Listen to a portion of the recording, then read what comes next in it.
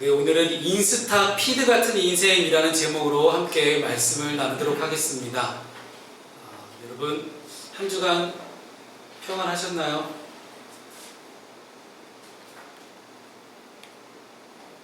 여러분들이 평안하셨는지를 제가 어떻게 좀 보게 되냐면, 예전에도 한번 말씀드렸지만 저희 교회 들어오실 때 그 얼굴을 보면 지난 한 주간 이 성도님이 얼마나 평안하셨는지, 얼마나 힘드셨는지 그게 표정이 다 드러나는 것 같습니다.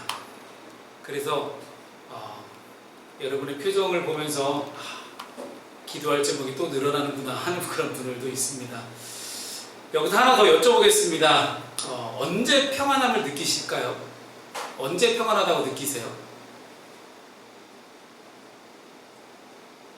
우리 젊은 친구들은 언제냐면 그 하루 일과를 다 마치고 침대에 누워서 스마트폰 들고 유튜브 볼 때 엄청 평안함을 느낀다고 합니다. 이거는 우리 청년들이나 청소년이나 다 똑같은 것 같아요. 이 젊은 사람들은 그냥 누워서 이렇게 스마트폰 보면서 하루의 마지막을 장식하는 그 순간에 평안하다 라는 그런 생각을 느끼는 것 같습니다. 그러면서 깜빡 졸아갖고 핸드폰에 눈두덩이도 맞고, 그쵸? 뭐 웃으시는 분들은 한 번쯤 다 경험해 보신 분들이에요. 그래서 스마트폰 좀 조그만 거 갖고 있으면 좀 덜 아파요. 근데 큰 거를 보면 볼수록 엄청 아프죠. 이런 평안함에 대한 기준이 좀 다를 수 있겠습니다만은 평안하다고 느껴지는 그런 내 마음의 평안을 찾고 구하는 그런 한 분야를 말씀드리면서 좀 말씀을 오늘 시작하겠습니다. 요즘 우리는 스마트폰으로 타인의 삶을 들여다보는 세상에 살고 있습니다. 물론 우리 요한이처럼 자기가 직접 자기의 이야기를 올리거나 자기의 어떤 게시물을 올리지 않더라도 남의 게시물 눈팅을 하면서 남들은 이렇게 살아가는구나 저렇게 살아가는구나 하고 사람들의 삶을 지켜보는 그런 세상이 지금인 것 같습니다. 이런 SNS에 올라오는 사진들을 보면 참 다들 세상에서 되게 행복해 보여요. 멋진 카페에서 찍은 그런 감성적인 사진들, 맛있는 음식들도 있고요. 어떤 정돈된 일상들도 있고, 어찌 보면 이 사람은 팔로워도 많고 진짜 따라가는 사람들 많고 댓글도 많이 누가 적어주는구나, 누가 좋아요 되게 많이 적어주네, 좋아요 숫자에 막 되게 몰두하기도 해요. 그래서 되게 완벽해 보이는 그런 인간관계까지 어떤 누군가의 정갈하게 다 보정된 그런 인스타 게시물이 잘 정돈되어 있는 그런 피드 같은 세상은 굉장히 아름답고 화려해 보입니다. 심지어 겉으로 보여지는 이미지를 위해서 계정을 진짜 여러 개를 만들어요. 그래서 계정마다 다른 컨텐츠를 끊임없이 올리는 그런 분들도 굉장히 많습니다. 오늘 이제 안 왔는지 아니면 안 올 건지 언젠가 올 건지 모르겠지만 우리 수인이도 인스타 계정이 되게 많아요. 그래서 수인이가 좋아하는 NCT만 팔로우하는 그런 계정도 따로 있고 자기의 개인 일상을 올리는 그런 계정도 따로 있고요. 그렇게 청소년들도 계정을 이 친구랑 맺는 계정이 따로 있고 이 B라는 친구들과 따로 맺는 계정이 또 따로 있는 거예요. 어쩜 이렇게 시간이 많이 남아 돌아서 인스타 계정을 많이 다루는지 저는 도무지 이해가 되지 않습니다만은, 이제 제가 하고 싶은 이야기는 뭐냐면, 그런데 혹시 그런 사진들을 한참 지켜보다가 문득 마음 한구석이 헛헛해지거나 불안해진 적은 없냐라는 질문을 좀 드리고 싶어요. 누군가가 잘 정돈된 이런 인스타를 계정을 보면서 그런 사람의 어떤 화려한 일상들을 보면서 그런 모습과 비교되는 나의 지극히 평범하고 때로는 되게 초라해 보일 수도 있는 나의 일상을 보면서 스스로 자책해 보았던 그런 경험 혹시 있지 않으십니까? 실제로 제가 저희 카페 제이콥에 방문하는 손님들께 저희 카페 제이콥의 공식 인스타 계정을 팔로우 하시면 뭐 더치커피 조그만 것도 드려요, 뭐 선물 굿즈도 드려요 하면서 이렇게 다양한 청년 프로그램이나 정책들도 알 수 있습니다. 그러니 저희 카페 제이콥 인스타 계정 팔로우 한번 해보세요 라고 권유를 드리면 방금 말씀드렸던 그 뭔가 누군가의 일상을 보면서 저 사람은 저런데 나는 뭘까 하는 그런 생각들 때문에, 그런 헛헛해지는 그런 마음 때문에 인스타를 저는 안 합니다 하는 그런 분들을 종종 만나게 됩니다. 모두가 그렇지는 않겠지만 사실 우리는 누구나 남들에게 보여주고 싶은 그런 모습들로만 골라서 연출하는 그런 인스타 피드 같은 인생을 살아갈 때가 많습니다. 사실 그렇잖아요. 집 안에서의 여러분의 모습과 우리가 이렇게 함께 예배로 모였을 때 우리 교회 안에서 보여지는 여러분들의 모습들은 분명히 다른 모습일 것입니다. 사실 저는 제 모습이 비슷하거든요. 집 안이나 집 밖이나 사실 비슷하긴 한데, 단순히 어떤 화려하게 뽐내는 SNS가 아니더라도 우리 교회 공동체 안에서도 내 안의 연약함이나 내 마음의 불안들, 아니면 내 상처, 그런 것들을 깊은 곳에 잘 숨겨둔 채 겉으로는 아무 문제 없는 사람인 척 나 자신을 포장하곤 합니다. 목회자인 저 역시 아무리 집 안에서와 집 밖에서 비슷한 삶을 살아가 보려고 해도 사실 저 역시 외부적으로 더 포장된 삶을 살아갈 수밖에 없는 그런 신분이 있는 것 같습니다. 어떻게 보면 오히려 제가 가장 잘 포장된 삶을 살아가기도 합니다. 때로는 하나님 앞에서도 저의 솔직한 연약함을 고백하기보다 근사하고 신앙이 깊은 모습만 보여드리고 싶은 그런 속물적인 욕망이 저에게도 올라올 때가 있습니다. 그래도 여러분, 제가 명색이 목사인데 기도나 말씀이나 모두 그럴듯한 모습만 보여야지 뭐 제가 쭈글거릴 수는 없지 않겠습니까? 그러니 어쨌든 교회에서 그래도 우리가 여러분이 다니는 교회 목사가 너무 쭈글거리는 모습만 보이면 좀 그렇지 않겠습니까? 근데 오늘 우리가 읽은 이 성경 본문 말씀에도 바로 이처럼 완벽하게 보정된 그런 인스타 피드 같은 인생을 살았던 한 인물이 등장합니다. 이름도 참 괴팍하죠. 압살롬이에요. 외모가 굉장히 완벽했습니다. 우리 아마 안상이처럼 눈썹도 짙었을 거야. 짙은 눈썹에 머릿결이 엄청 길었어요. 왜냐면 당시 고대 사회에서는 우리 머릿결이 긴 사람이 매력이 높다라고 여겨졌기 때문이에요. 그래서 우리는 여기서 차다운 외에는 다 매력이 없는 사람들입니다. 사람들의 마음을 사로잡는 마케팅 능력도 굉장히 뛰어났어요. 모두가 부러워할 만한 그런 영향력을 갖고 있어요. 심지어 왕자예요. 다윗 왕의 아들입니다. 그런데 그 화려한 연출 뒤에는 아버지 다윗 왕에 대한 반역과 깊은 야망이 숨겨져 있었고, 하나님을 향한 거역, 하나님을 향한 대적함이 그에게는 숨겨져 있었고, 하나님을 쉽게 자기의 신앙적 도구로 이용해 먹으려고 하는 그런 모습들까지도 다 있었다는 것입니다. 그래서 오늘 본문의 말씀을 통해서 저는 인스타 피드 같은 인생을 살아가는, 즉 겉모습을 포장하는 연출된 삶에서 우리가 벗어나서 하나님 앞에서 솔직하고 정직한 모습으로 서는 그런 은혜가 우리 모두에게 있기를 소망합니다.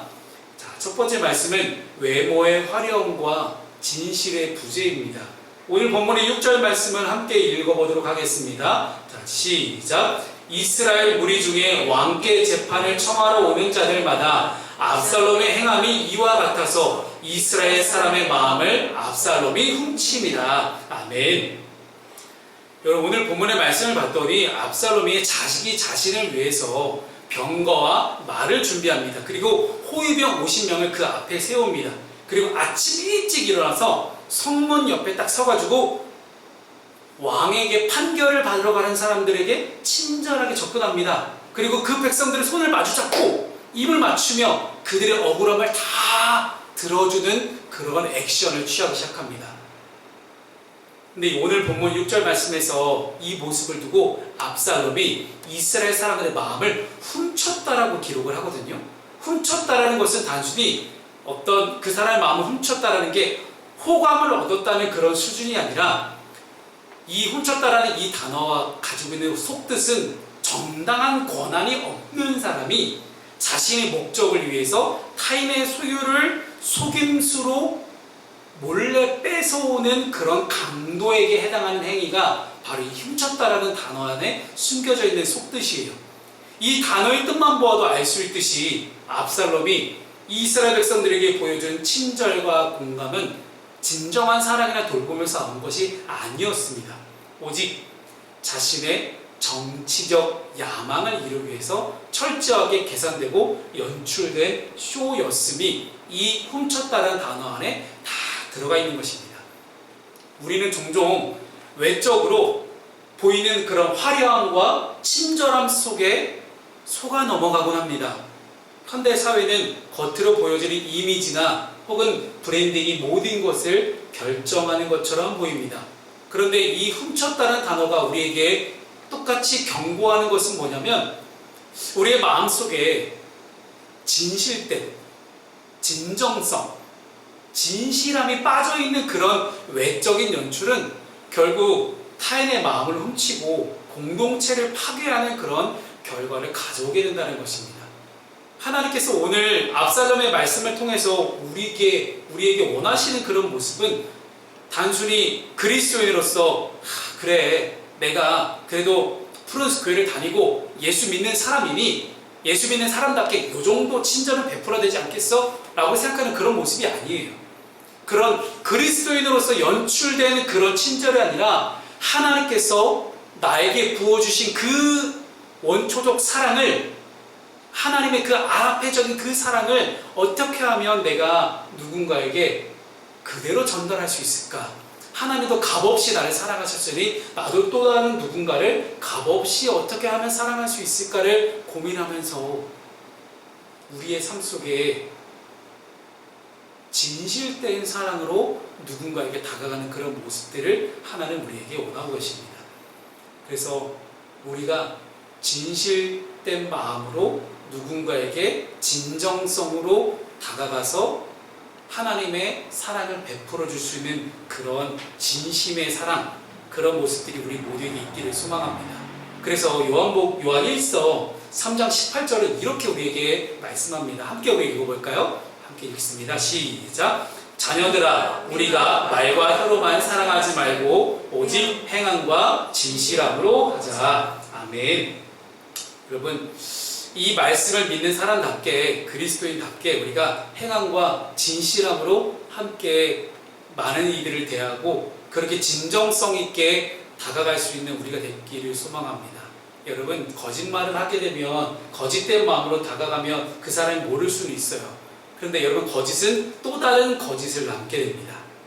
그 거짓은 또 다른 거짓을 계속해서 낳게 됩니다. 그래서 누구를 만나든지 우리 항상 진정성 있게 나아갈 수 있는 우리가 되기를 소망합니다. 2015년에 미국 샌프란시스코 실리콘밸리를 완전히 뒤집어버리는 엄청난 사건이 일어납니다. 제2의 스티브 잡스를 표방하면서 이 엘리자베스 홈즈라는 여자가 등장하는데 테라노스라는 스타트업 기업을 세웁니다. 그리고 승승장구하게 됩니다.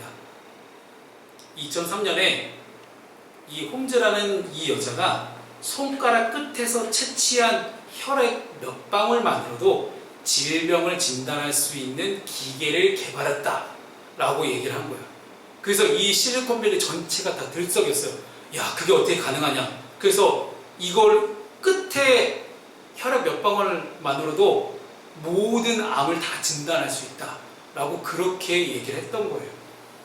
수많은 투자자들이 그 앞에 서기 시작합니다.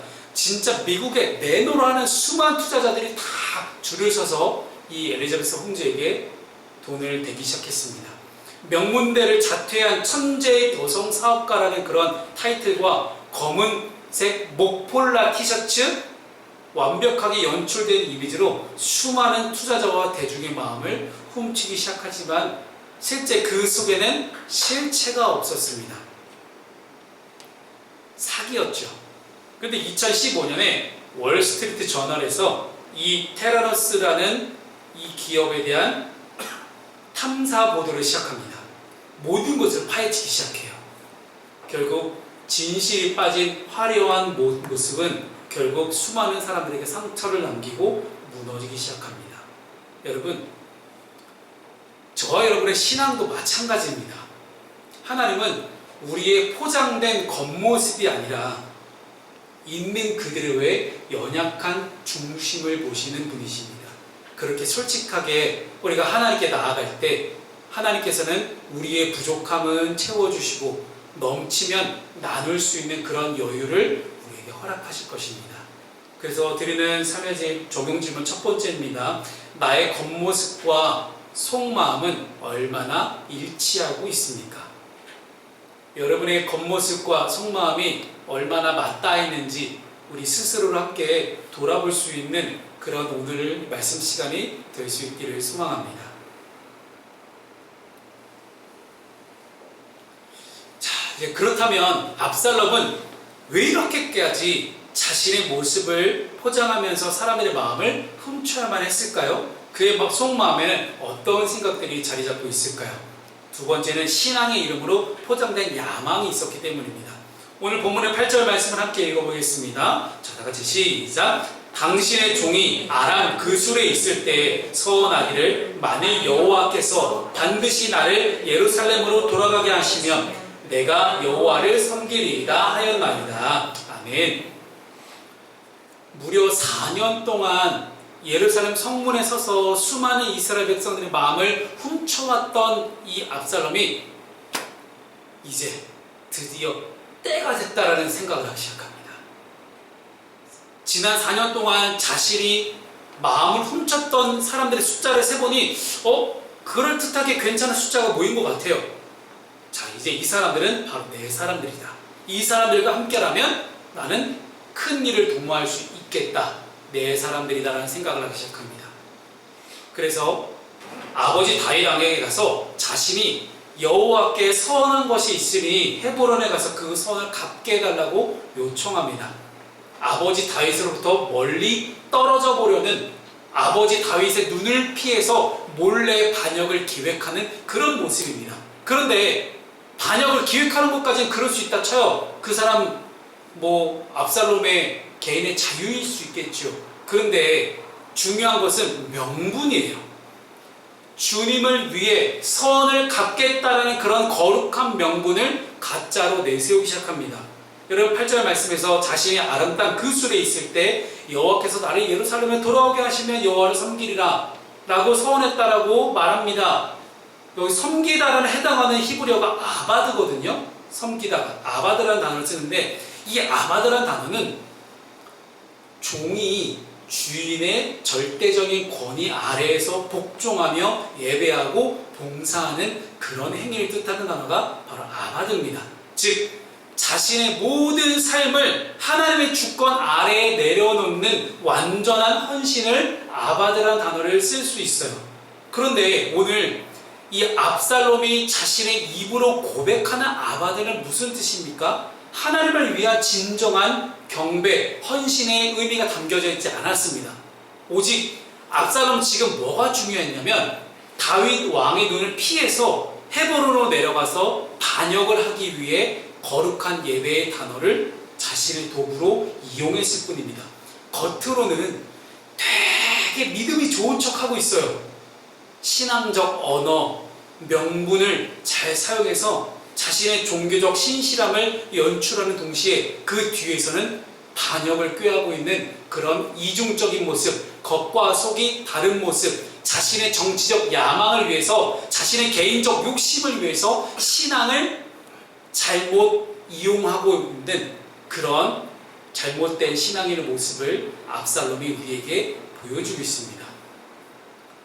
제가 신대원에서 공부하던 시절에 저희 설교학 시간이 있었거든요. 설교 프랙티쿰이라는 그런 강의가 있었는데 그 설교 프랙티쿰 시간에 교수님 말씀이 생각이 나요. 우리 전창희 교수님이라고 지금 서울의 종교교회 담임하고 계시는 아주 큰 교회 목사님이십니다. 근데 이 전창희 목사님이 저희한테 가르침을 주셨던 내용 중에 하나가 설교를 특정한 목적을 이루기 위한 수단으로 사용하지 말라는 것이었어요. 목회자는 설교를 통해 성도들의 마음에 도파민을 쉽게 집어넣고 쉽게 결단을 하게 만드는 그런 유혹에 빠질 수밖에 없습니다. 그래서 어떻게 보면 가장 말씀을 많이 읽고 항상 늘 기도하며 깨어 있어야 하는 대상은 목회자입니다. 정말 성도들을 사랑한다면 하나님의 말씀을 함께 듣고 나누는 이 귀한 시간을 성도들이 헛되이 보내지 않도록 정직하게 말씀을 전해야 되는 책임이 저 목회자에게 있기 때문입니다. 그런데 어떤 누군가는 이 설교 시간을 통해서 개인적인 욕망과 어떤 목회적인 그 욕망의 욕심을 이뤄보려고 하는 그런 누군가도 존재하고 합니다. 여러분, 그래서 우상을 뭐라고 생각하시나요? 우상에 대한 사전적 정의는 이렇습니다. 하나님보다 더 사랑하거나 의지해서 하나님의 자리를 대신 차지하게 만드는 모든 것들을 다 우상이라고 합니다. 만약 겉으로는 하나님을 섬긴다라고 말하면서 내 삶의 지향점이 자기 자신의 욕망에 가득 차 있다면 그것은 신앙이 아니라 자기 자신을 우상으로 섬기는 행위에 불과합니다. 오늘날 현대인들이 겪고 있는 영적 고갈의 원인은 하나님을 안 섬겨서가 아닙니다. 우리는 지금 인류 역사상 가장 예배가 풍성한 시대를 살아가고 있습니다. 월화수목금토일 7일 동안 매일매일 지구촌 곳곳에서 예배와 찬양과 설교와 말씀과 기도와 집회가 늘 끊이지 않고 일어나고 있습니다.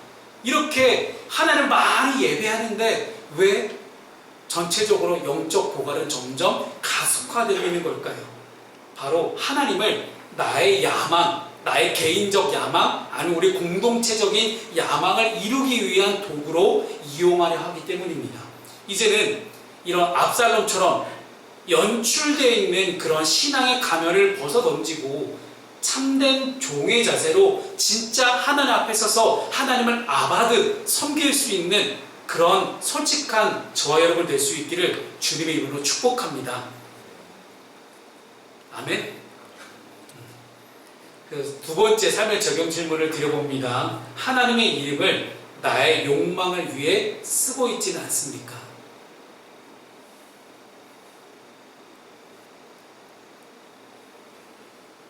자신의 반역을 위해서 하나님의 이름을 거짓되게 사용했던 이 압살롬이 이렇게까지 거룩한 명분까지 끌어들이면서 이 준비했던 이 반역의 계획이 결국 어떤 결과로 이어지게 되는지 이제 오늘 본문의 세 번째 말씀을 함께 보도록 하겠습니다.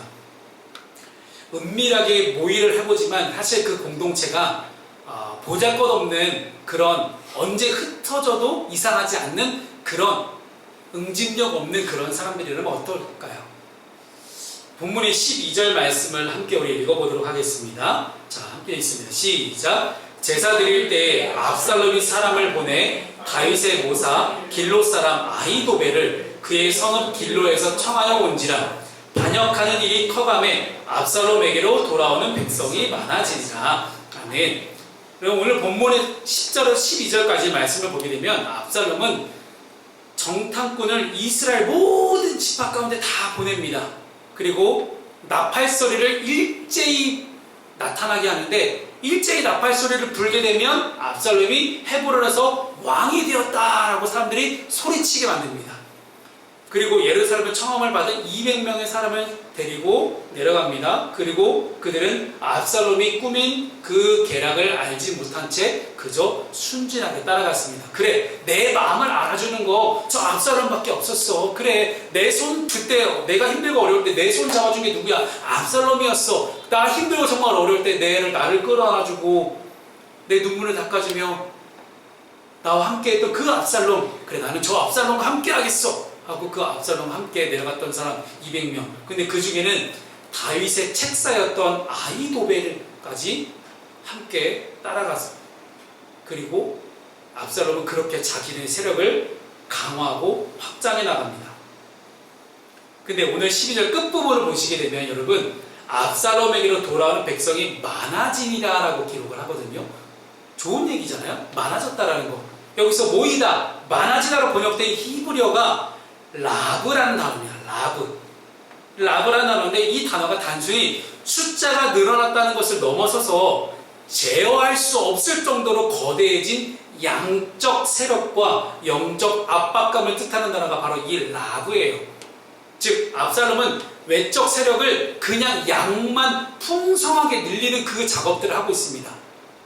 마침내 정통성 있는 그런 왕권을 위협하기를 시작하는데, 근데 여러분 문제가 뭔지 아세요?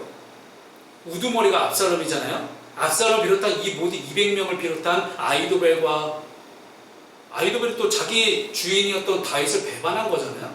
근데 이 모든 과정들을 통해서 사람들이 많이 모이기 시작했어요. 근데 이렇게 거짓과 기만과 속임수로 모여진 거대한 세력은 기초가 없어요. 흔들릴 수밖에 없다라는 거예요. 반석 위에 세워진 공동체가 아니라 바닷가의 모래알처럼 언제든지 흩어질 수 있는 그런 별 볼 일 없는 기반 위에 세워진 그런 공동체였기 때문에 무너질 수밖에 없었다는 것입니다. 압살롬은 수많은 사람들을 모아서 자신만의 거대한 그럴듯한 피들을 완성한 것처럼 보였지만 그 결과는 이스라엘 공동체의 깊은 분열과 비극만을 나타내게 되었습니다. 오늘 우리가 사는 세상도 수많은 인플루언서와 팬덤 혹은 세력의 크기, 즉 라브라고 오늘 표현되어 있는 숫자가 많아지는 것으로 가치를 평가하는 경우가 너무나 많습니다. 사실 이 부분에서 가장 연약한 곳이 또한 교회이기도 합니다. 저희 목회자들끼리 모이면 제일 많이 나오는 질문이, 그래서 니네 교회 몇 명 모이는데? 라는 이런 질문이 굉장히 많이 나옵니다. 그렇게 모이는 사람의 숫자, 즉 교회의 크기가 곧 권력이 됩니다. 그리고 그렇게 더 큰 교회의 목회자와 그 교회의 장로들이 더 큰 목소리를 내고 그 목소리가 불법적이어도 반영되는 그런 경우가 너무나 많다는 것입니다. 그러나 하나님 나라의 가치는 사람의 양적인 세의 과시나 숫자의 많음에 있지 않습니다. 비록 적은 숫자가 모일지라도 오직 진리와 사랑 안에서 솔직하게 서로가 서로를 돌보고 진실하게 동행하는가, 그것이 저는 공동체의 강점이라고 생각합니다. 저는 우리 푸른숲 교회가 비록 작지만 강하고 진실된 공동체라고 믿고 있습니다. 그래서 세 번째 드리는 우리 삶의 적용 질문은, 나는 숫자의 양보다 공동체의 진실함을 구하고 있는지 우리 자신을 한번 돌아볼 수 있는 그런 시간 되기를 소망합니다. 그래서 앞으로 한국교회는 이렇게 점점 전체 기독교의 숫자가 줄어가면서 작지만 강한 교회가 살아남을 거라고 저는 생각합니다. 그리고 수많은 미래학자들 그리고 교회 통계학자들도 다 그렇게 똑같이 분석하고 있습니다. 말씀과 예배와 기도가 살아있는 교회, 그리고 이웃들을 진실하게 사랑으로 섬길 수 있는 그런 작지만 강한 공동체, 그렇게 사분오열하지 않는 그런 응집력 있는 강한 공동체, 그런 공동체가 우리 푸른숲 교회가 될 수 있도록 여러분 함께 힘써서 도와주시고 함께 우리가 서로의 마음을 나눌 수 있기를 소망합니다. 오늘 말씀을 정리하겠습니다. 오늘 우리는 압살롬의 삶을 통해 겉모습을 화려하게 포장하고 연출하는 그런 인생이 얼마나 허무한 인생인지를 살펴봤습니다. 압살롬은 완벽한 그런 그럴듯한 모습을 구축하려고 했으나 사실 그의 끝은 분열과 파멸이었습니다. 여기서 제가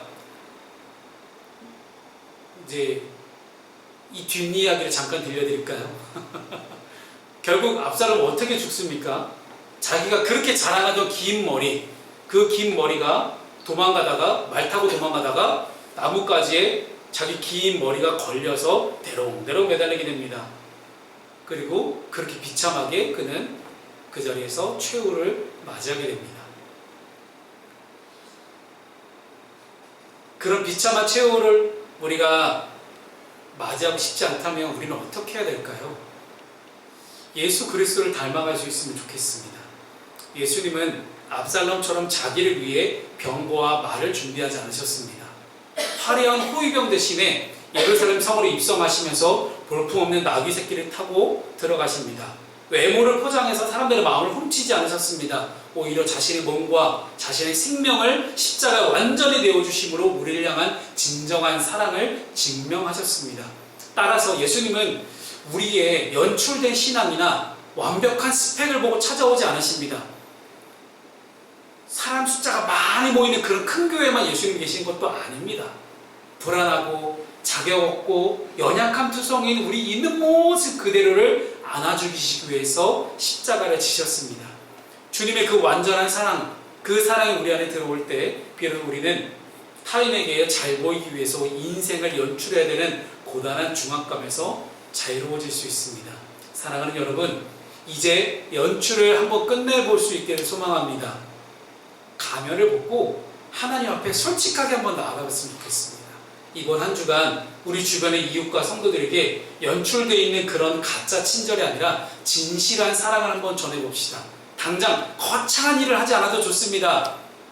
지쳐있는 동료나 아니면 우리 교회에 나오고 있지 않은 우리 사랑하는 교회 성도들이 있다면 그들에게 따뜻한 문자 안부 한 통을 남겨놓는 일, 혹은 내 자랑을 내려놓고 타인의 아픔을 들어주는 일, 조용히 이웃을 위해 기도해 줄 수 있는 일 등 지극히 이런 작은 행동 하나하나가 우리 삶을 연출된 삶이 아니라 참된 하나님의 은혜로 채워줄 것입니다. 이번 한 주간 여러분 참 무더위 속에서 버티기 힘든 그런 나날들이 계속되겠지만 하나님 앞에서 정직하고 이웃을 향해 따뜻한 거룩한 삶을 살아내는 저와 여러분 될 수 있기를 주님의 이름으로 축복합니다. 아멘.